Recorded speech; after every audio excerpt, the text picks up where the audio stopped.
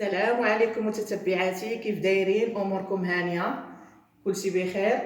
اليوم بغيت نحضر معكم متتبعاتي لاله التبريمات رائعه للجسم، كتحيد لينا سواد الجسم وكتوحد لينا اللون ديالو، رائعه بزاف. وانا شخصيا متتبعاتي ما كنستغناش عليها، نتيجتها مضمونه ومثاليه. دابا بسم الله على بركه الله نبدا معكم تحضير الوصفه والمقادير ديال التبريم. عندي هنايا حفنه ديال الحنه طبيعيه،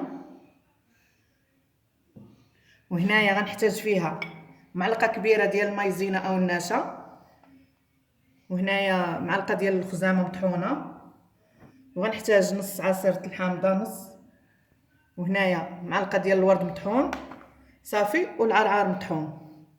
وغنخلط هاد المكونات كامله بالماء الزهر.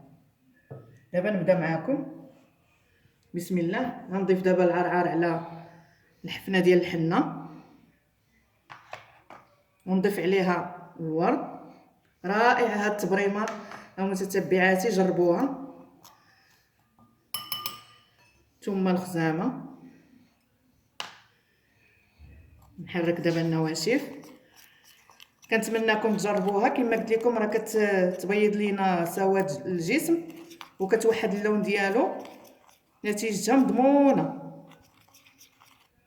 دابا نضيف عليها النشا كما قلت لكم معلقه كبيره. راكم عارفين متتبعاتي النشا حتى هي كتبيض لينا الجسم. ونسيت متتبعاتي نص راس المعلقه ديال القرنفل، اعتذر طاح ليا هنايا، غير شويه باش كيعطينا ديك الرائحه رائعه. صافي. ودابا نحرك النواشف. دابا راه طالعه واحد الريحه زوينه متتبعاتي مع هاد الاعشاب. نعصر عليهم دابا نص حامضه. بسم الله.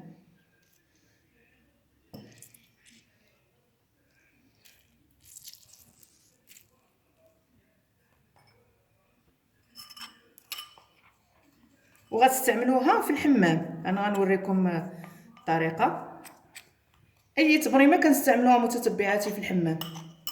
دابا غنخلط كلشي بالماء الزهر. بسم الله. وكتخلي لنا حتى رائحه زوينه في الجسم ديالنا. نضيف الكميه اللي غتكفيني. غنزيد شويه.